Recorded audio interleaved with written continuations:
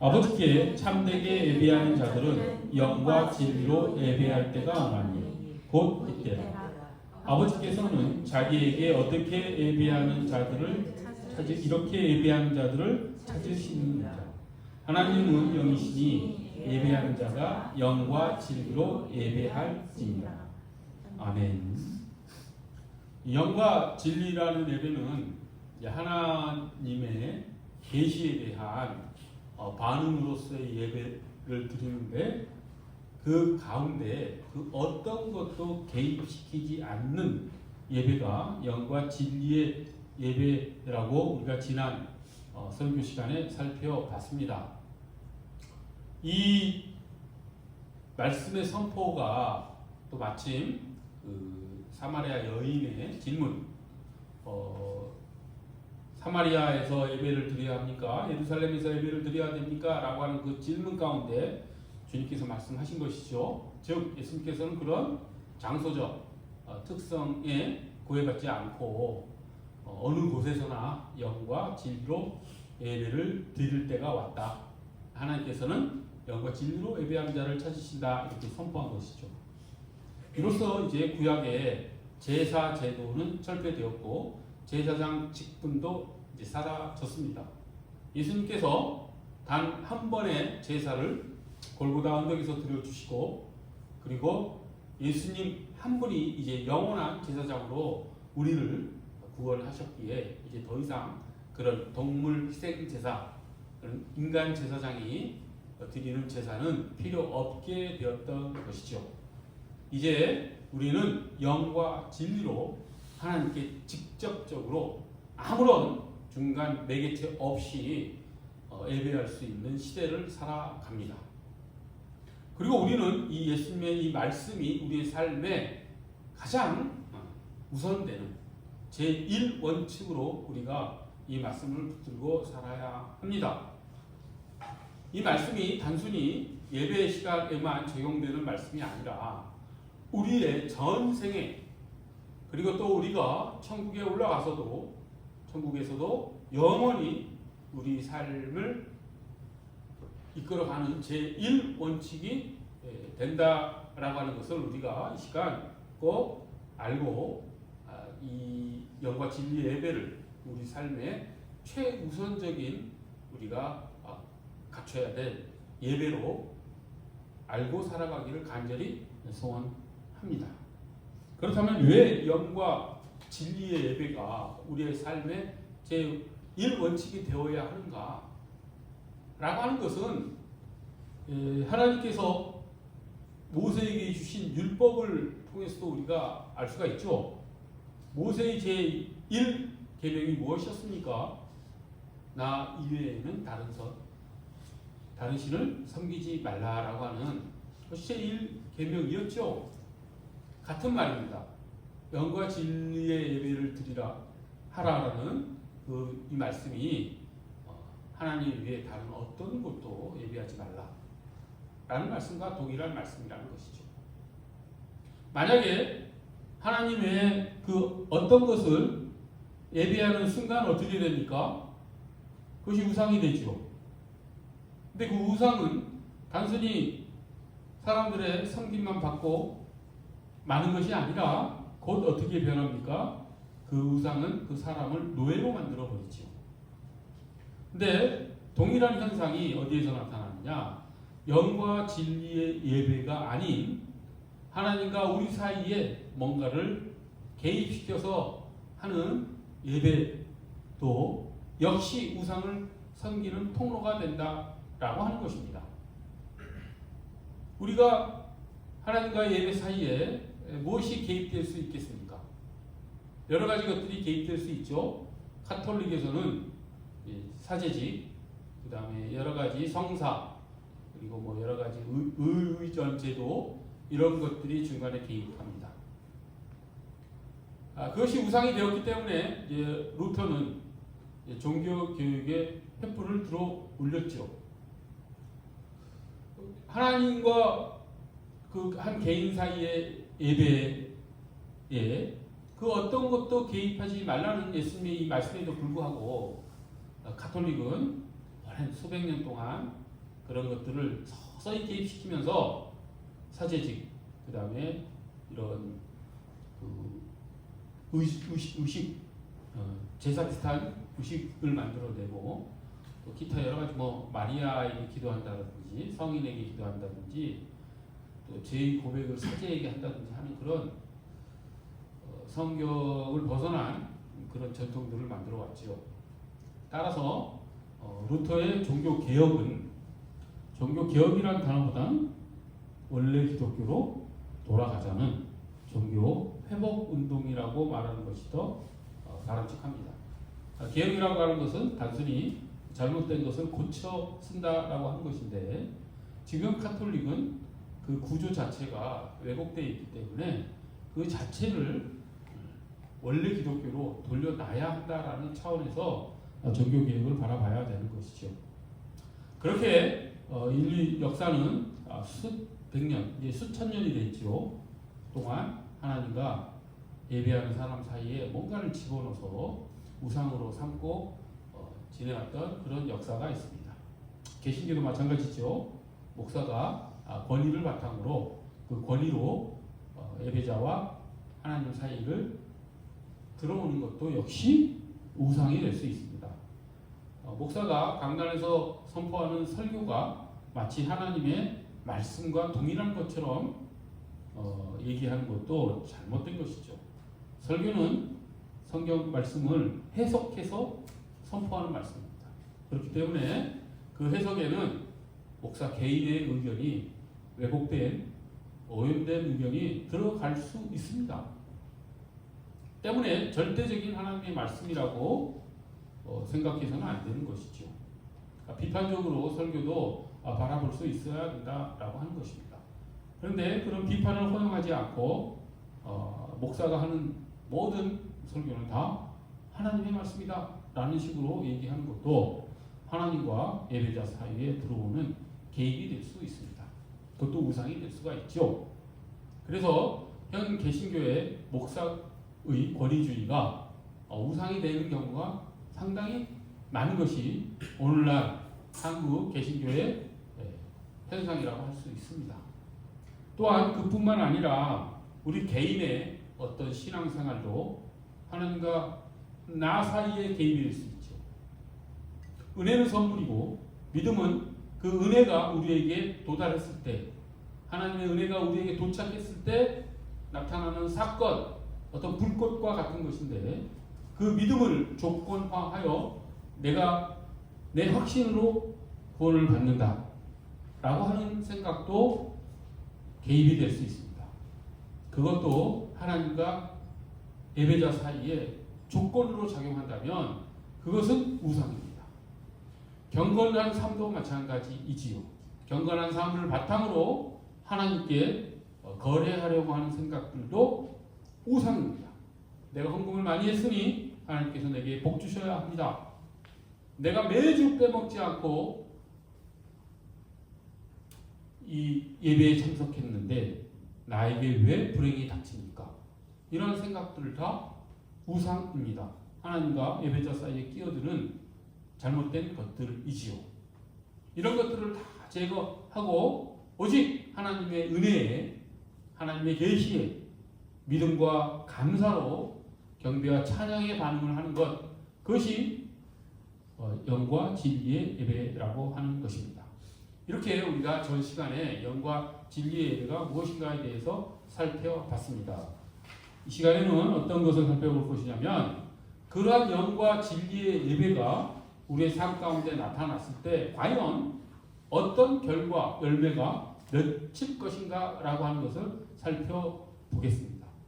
그러니까 영과 진리의 예배가 단순히 종교적 형식의 구약과 다른 신약의 종교적 형식에 불과한 것이 아니라 실제적인 열매를 맺는 그런 예배이다 라고 하는 것을 우리가 살펴보자는 것이죠.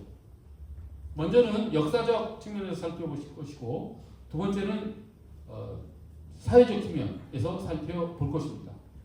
역사적 측면은 어느 시대를 우리가 찾아가 볼 것이냐면 지금부터 약 300, 400년 전, 400년이 좀 안 되고 300년이 훌쩍 넘은 시대, 영국 일어났던 청교도 혁명을 바라보면 어떻게 이 영과 진리의 예배가 영국 역사를 크게 변화시켰는지를 알 수가 있는 것이지요. 여기서 우리 먼저 청교도 혁명의 진행 과정, 배경 등을 좀 살펴볼 필요가 있습니다.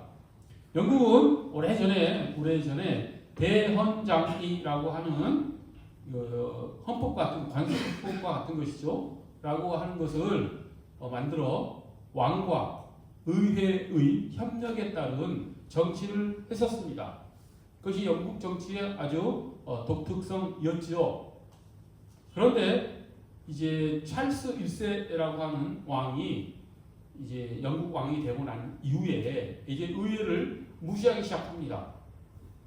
의회의 원래 승인을 받아야 국민들에게 세금을 걷는데 무시하고 무려 11년 동안 의회를 소집하지 않고 왕이 독단적으로 세금을 걷고 행정 처리를 하고 또 왕의 명령에 거부하는 사람들, 그런 사람들은 감옥에 가두고 하는 독재를 저질렀죠. 자연스럽게 이제 의회는 이에 대해서 반발을 하겠죠. 저항을 합니다. 그래서 티격태격하다가 권리청원이라는 것을 제출을 하죠. 우리가 중고등학교 때 배웠던 그 권리청원이 여기에 나옵니다. 그래서 찰스 2세가 거기에 서명을 형식적으로는 하긴 했지만 실제적으로는 따르지 않습니다. 여전히 의회를 무시를 하고 자기 명령대로, 왕의 명령대로 그 일을 정치를 해나가죠. 이제 이렇게 되니 영국 정치는 이제 큰 갈등이 일어나게 되고 이로 인해서 전쟁까지 벌어집니다. 그래서 전쟁이 이제 찰스 왕과 그리고 그 왕을 옹이하고 있는 왕당파들, 그리고 여기에 이제 종교가 뭐가 개입이 되냐면 영국 국교회가 개입이 됩니다. 그러니까 왕이 통치를 하는 데 있어서 영국 국교회를 이제 어떤 도구로 삼은 것이죠. 근데 영국 국교회는 이전에 헨리 왕 때인가요? 이제 자신이 원래 왕비와 이혼을 하고 자기가 사랑하는 왕비와 결혼하기 위해서 카톨릭을 탈퇴를 하죠. 카톨릭 교황이 그 왕의 이혼을 허락하지 않기 때문에 그래? 그럼 내가 카톨릭을 탈퇴를 하고 새로운 종교를 만들겠다라고 해서 나타난 종교가 영국 국교회죠. 그래서 영국 국교회는 카톨릭의 전통을 거의 그대로 다 답습합니다.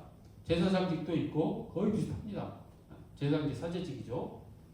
그런 영국 국교회와 왕이 한편이 되고, 그리고 의회는 이제 당시 상황이 좀 복잡한데, 의회가 이제 원래는 귀족들의 이제 모임이었죠.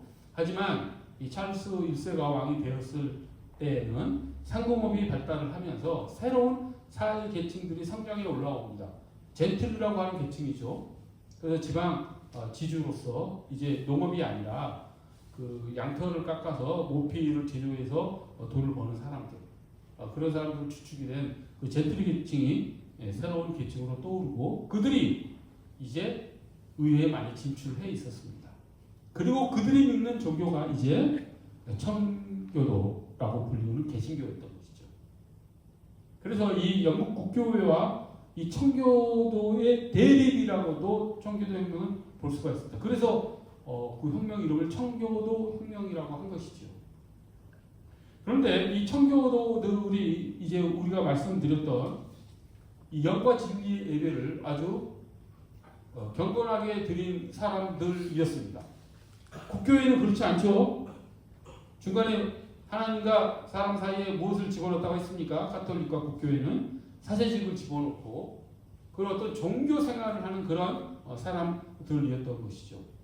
왕이 그 종교를 이용해서 나라를 통치하는 종교와 정치가 어떻게 보면 결탁된 그런 오염된 그런 것이라고 할 수 있습니다. 하지만 청교도는 그렇지 않았지요. 하나님과 사람 사이에 그런 개입들을 다 제거하고 오직 하나님만을 바라보는 그런 예배를 하고 그런 삶을 살았습니다. 영과 진리의 예배를 드리는 사람들의 가장 큰 특징은 무엇이냐면 자신의 삶 가운데에서도 다른 것에 앞서서 오직 하나님만 바라보고 자신의 삶을 영위한다라고 하는 것입니다. 코람데오의 삶이 영과 진리의 예배로부터 흘러나오는 것이지요. 그러니 이들에게는 두려워할 대상이 오직 하나님밖에 없습니다.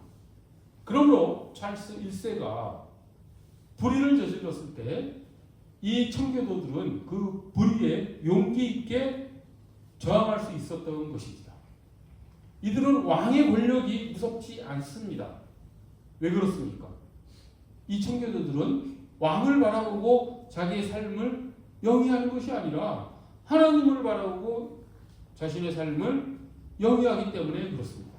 코람데오의 삶이 세상 가운데에 정의롭게 나타난 것이지요. 그렇게 해서 청교도 혁명이 드디어 성공을 하지요. 불행하게도 찰스 1세는 처형당합니다. 그래서 영국에는 새롭게 공화정이 들어서지요.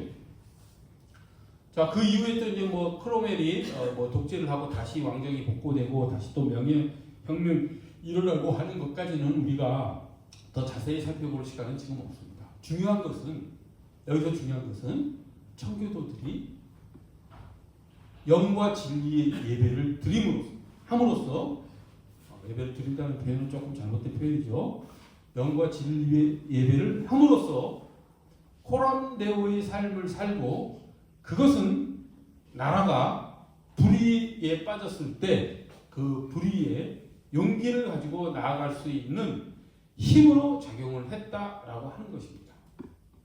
제가 모두에 말씀드렸듯이 영과 진리의 예배를 하는 것이 구체적으로 역사에 작용을 해서 영국 역사의 흐름을 완전히 바꿔버렸다라고 하는 것입니다. 사실상 시민권은 여기에서 발화를 합니다. 여기서 정치적 자유가 나오고 여기에서 이제 시민권이라고 하는 인권이 태동하기 시작하죠. 헌법도 그렇게 해서 시작이 됩니다. 이런 헌법이라든지 인권 개념이 무신론에서 나온 게 아니라 기독교의 가장 본질적인 것에서 나왔다라고 하는 것. 성경과 복음이 결코 우리의 삶과 동떨어져 있는 그런 교리가 아니라고 하는 것을 우리가 여기서 확인해 볼 수 있다라고 하는 것이죠. 중요한 것이 무엇이었습니까? 영과 진리의 예배. 영과 진리의 예배는 오직 하나님만을 바라보는 예배. 그런 예배를 드리는 사람은 오직 자기 삶 가운데에서도 코람데오의 삶을 사는 것. 그렇기 때문에 인간의 눈치를 보지 않고 권력의 눈치를 보지 않고 어떤 재산이 많고 적음의 눈치를 보지 않고 오직 하나님의 규율에 따라 정의로운 삶을 살 수 있었다라고 하는 것. 그것이 영국 역사에서 분명히 나타났다라고 하는 것을 우리가 살펴봤죠. 그런데 이것이 비단 정치 영역에만 나타나는 것이 아닙니다. 당시 영국은 노예제도가 철폐되는 또한 획기적인 사건이 일어났죠. 여러분도 잘 알고 있는 윌리엄 윌버포스가 수년의 노력에 걸쳐서 법을 제정해서 노예 거래를 폐지하고 노예제도 자체를 철폐하는 그런 일을 하지 않습니까? 그런데 윌리엄 윌버포스가 그런 일을 할 수 있었던 원인을 찾아 들어가면 이 또한 영과 진리의 예배로부터 나왔다라고 하는 것을 우리가 알 수가 있습니다. 영과 진리의 예배를 드리는 사람은 오직 누구만 바라본다 했습니까? 하나님만 바라본다 했지요. 하나님만 바라보는 사람은 그 하나님이 자기 인생에 가장 우선되는 가장 존귀한 존재이기 때문에 하나님이 창조한 모든 피조세계, 특히 하나님의 형상을 닮아 창조한 인간, 나 아닌 다른 사람을 존중하며 살 수밖에 없습니다. 하나님을 존중하는 사람이 하나님의 형상을 닮은 다른 사람을 존중 안 할래야 안 할 수가 없지요. 그러니 그들의 눈에 비친 당시 노예 흑인들을 어떻게 바라보겠습니까? 똑같은 하나님의 자녀로 바라보지요. 그렇기 때문에 윌리엄 윌버포스는 그 모든 그 당시 사회의 여러 가지 압력과 압박에도 불구하고 하나님께서 펼쳐놓은 그 세상 가운데 이제 인간 평등이라고 하는 것을 펼칠 수 있었던 것이고, 평등권도 역시 복음에서, 기독교 본질에서 나왔다라고 하는 것을 확인해 볼 수가 있죠. 이처럼 영과 진리의 예배라고 하는 것은 단순 교회당 안에서 예배 드리는 영역에서 특정한 시간에서만 우리가 마음을 집중하고 하나님의 말씀을 깊이 듣고 하는 것에 머물러 있지 않습니다. 그렇게 영과 진리의 예배를 하는 사람들은 자신의 삶으로 그것이 퍼져나가죠. 그게 삶으로 열매가 맺어집니다. 이것 또한 영과 진리의 예배를 드리는 사람들은 세상을 바라보는 관점도 여러 종교인들과 다릅니다. 제세력파라고 하는 이제 교단이 있죠. 그들은 세상을 악으로 봅니다. 그래서 세상에 자신들이 소속되지 않으려고 하죠. 일체의 맹세도 안 하고 군대에도 들어가지 않습니다. 세상은 악이기 때문에 거기에 섞이고 싶지 않은 것이죠. 하지만 이 영과 진리의 예배를 드리는 사람들은 세상을 어떻게 바라봅니까? 하나님께서 창조하신 세상이다. 하나님께서 창조하시고 보시기에 좋았다라고 말씀하신 세상이다. 물론 타락하여 엉겅퀴를 내고 악한 그런 것들이 스며들었지만 여전히 하나님께서는 일반 은총으로 그 세상이 무너지지 않고 멸망하지 않도록 하나님께서 붙잡고 계시다라고 하는 것을 이 영과 진리의 예배를 하는 사람들은 바라볼 수 있습니다. 그렇기 때문에 이 예배자들은, 영과 진리의 예배자들은 세상 가운데에서도 하나님께서 일반 은총으로 붙들고 계시는 영역에서 자신의 직업을 삼고 그 직업을 성실히 그리고 탁월함으로 자기에게 주어진 재능을 탁월함으로 반응하여 세상에 기여를 하는 삶을 살지요. 그래서 실제로 그렇게 청교도들이 세상 속에서 하나님의 일반 은총에 따른 성실하고 탁월한 삶을 추구하는 삶을 살았기 때문에 유럽의 상공업이 엄청난 발전을 이루게 되지요. 그것은 부인할 수 없는 사실입니다. 그건 사회과학자들도 인정을 하죠. 이처럼 영과 진리의 예배를 드린 사람은 정치적 영역에도 그렇고, 그리고 아까 말씀드렸듯이 그 사회적 평등의 영역에서도 그렇고, 자기 직업에 대해서도 그렇고, 직업 소명설이 그래서 이 영과 진리의 예배를 하는 사람들에게 나왔죠. 그러니까 직업이라고 하는 것은 단순히 세상 속에서 밥만 벌어먹고 살아가는 그런 것이 아니라 그 직업 속에 하나님의 뜻이 있고 그 직업을 하나님께서 소명으로 주신 것으로 알고 그 가운데에서 하나님의 영광을 돌리고 사람들에게 하나님 되심을 알리는 삶을 살아가는 것이죠. 결코 영과 진리의 예배는 교회 안에만, 종교 영역에만 머물러 있는 그런 것이 아닙니다. 진정한 영과 예배를 드리는 사람들은 열매들이 그 삶 가운데 나타납니다. 그것이 역사가 우리에게 보여주는 명확한 증거들이지요. 그렇다고 한다면 우리의 삶은 어떻겠습니까? 우리가 영과 진리의 예배를 순전하게 해나간다면 우리의 삶 또한 열매가 나타나지 않겠습니까? 그러기 위해서는 우리가 영과 진리의 예배를 하는 삶을 사는가 안 사는가 라고 하는 것을 깊이 있게 들여다봐야 되겠죠. 개인이 영과 진리의 예배를 드리지 못하는 부분이 무엇이 있겠습니까? 하나님과 나 사이에 아무것도 개입되지 않아야 하는데 그 사이에 내 것을 자꾸 올려놓지요. 내가 하나님께 했으니 하나님이 이래야 된다라고 하는 거래적인 생각, 또 하나님이 아닌 것을 더 우선시하는 삶의 태도 있지 않습니까? 돈이 될 수도 있고 인기도 될 수 있고 사람들에게 인정이 될 수도 있고 권력에 대한 욕망이 될 수도 있고, 그렇죠? 남녀 사이의 관계가 또 우상이 될 수도 있지요. 그런 것들을 우리가 바라보고 그런 일들이 벌어질 때마다 하나님과 우리 사이에 그런 것들이 개입될 때마다 우리가 회개하고 다시 일어서서 영과 진리의 예배로 다시 회복되는 삶을 살아간다면 우리의 삶의 열매는 어떻게 나타날까요? 그 열매를 우리가 또한 조건으로 삼아서는 안 되겠죠. 그것을 어떤 신앙에 대한 보상으로 바라봐서는 또한 안 될 것입니다. 하지만 하나님께서는 그 열매를 맺으십니다. 우리가 맺는 것이 아니고 우리가 영과 진리의 예배를 순전히 해 나갈 때, 그런 예배자로서의 삶을 살아 나갈 때 하나님께서 우리의 삶을 통해서 그 열매들을 맺히신다라고 하는 것이지요. 그렇게 진정한 영과 예배를 드리는 그런 삶을 통해서 하나님의 말씀에 또한 순종하는 삶으로 우리가 나아가기를 원합니다. 그리고 우리의 삶의 모습도 조금씩 변화되기를 원합니다. 그렇게 살아가다 보면 어느새 예수 그리스도께서 우리 앞에 나타나시는 재림의 때가 우리 앞에 펼쳐질 것입니다.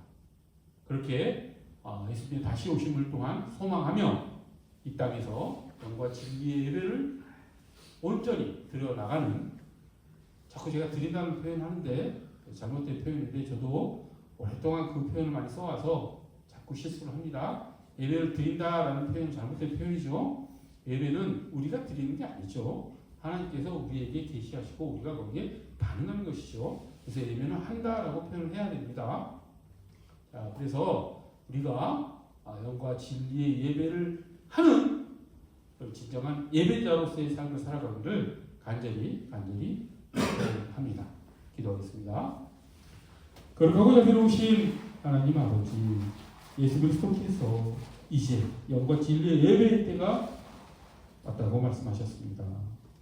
하나님과 우리 가운데 그 어떤 것도 개입될 수 없으며 그 개입되는 것들이 우상으로 작용해 우리를 노예로 삼는다는 것을 하나님 저희는 익히 이제 깨닫고 그것을 경험하고 체험했사오니 하나님 이제 저희 진정한 영과 예배를 드리는 삶으로 나아가게 저희를 붙들어 주시고 저희를 이끌어 주시옵소서. 그 영과 진리의 예배가 또한 우리 삶 모든 곳에서 열매를 맺는 그런 예배가 될 수 있도록 저희 예배가 영과 진리의 예배를 통해 삶의 열매들을 맺혀 나갈 수 있도록 주님께서 저희를 붙들어 주시옵소서. 감사드리며 예수 그리스도의 이름 받들어 기도드립니다.